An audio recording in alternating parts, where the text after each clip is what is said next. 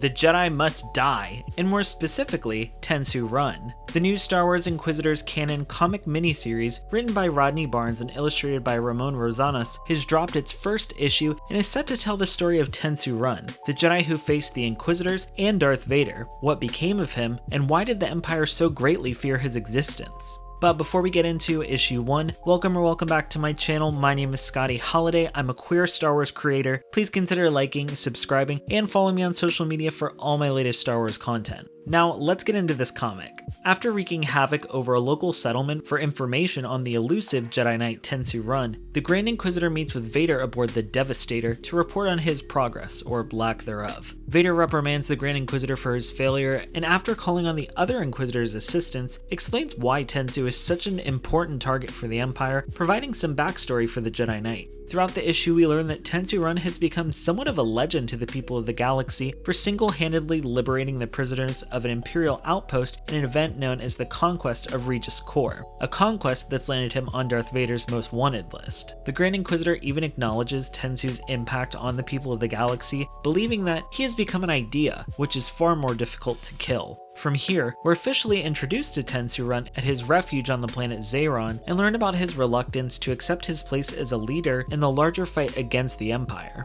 Tensu tells his colleagues, "We are but a moment, the Jedi will last forever," but they're quick to disagree, saying it's he who inspires the people. But after departing the planet, we finally get our first glimpse into Tensu's headspace. The fate of the Jedi rests in my hands. I did not request such an honor. An improbable victory has elevated my stature beyond what I ever thought possible. Part of me wants to jump to hyperspace and disappear into the stars. Another wishes to sit at the feet of my master. But Tensu, being the noble Jedi that he is, goes with the latter idea. One of the most interesting parts of this first comic issue is the fact that Tensu's master, Master Ilan, has also survived the Great Jedi Purge, though not without his own sacrifices. As they travel through the corridors of the Voyager Dawn, the ailing Jedi Master is shown confined to a hover chair, and the two Jedi discuss Tensu's hesitancy and importance to their movement. Tensu feels that he's not worthy or capable of such a role, but Master Ilan disagrees and continues to guide Tensu along the path he believes the Force has laid before the Jedi Knight. This is an aspect of Tensu's story that felt the most unique and unexpected, since the majority of Order 66 survivors were Jedi Padawans whose masters gave their lives so their Padawans might survive. So I'm interested to see how it might set Tensu Run apart from the other Order 66 survivors, such as Kanan Jarrus or Kestis, for example.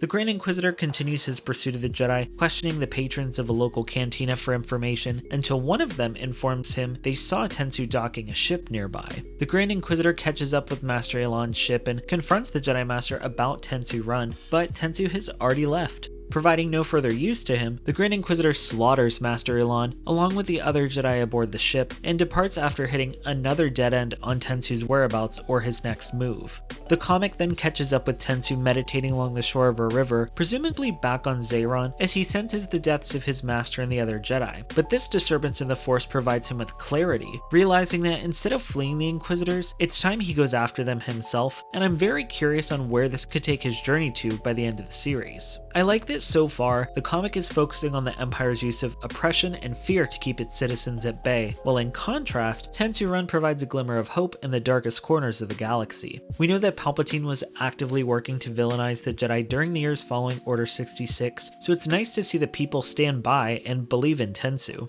Instead of killing Tensu Run, I think it would actually be worse for him to join the Inquisitorius at the end of the series, willing, or by torture, killing the very hope he spread throughout the galaxy and turning it into fear. Initially, I drew a lot of comparisons and parallels to Cal Kestis. Tensu and Cal are both reluctant heroes, they both wield a blue lightsaber and a blaster, they both wear similar scoundrel-esque outfits like Cal's specifically in Jedi Survivor, and they're both trying to take down the Empire and rebuild the Order, keeping the idea of the Jedi alive. And I'm curious though, what's going to set these two Jedi apart? Did you also notice these comparisons and parallels to Cal's story in Tensu Run? Let me know down in the comments. Switching focus to the Inquisitors, the Grand Inquisitor's appearance initially caught me off guard because he's very Powan in the comic. I'm so used to his lanky, sleek design and animation that I was initially surprised by his depiction, but I'd rather see him more Powan than not. While the Grand Inquisitor was pretty brutal in the issue, I hope the miniseries doesn't continue not showing us the kills. I understand that leaving it up to the imagination can work at times, but not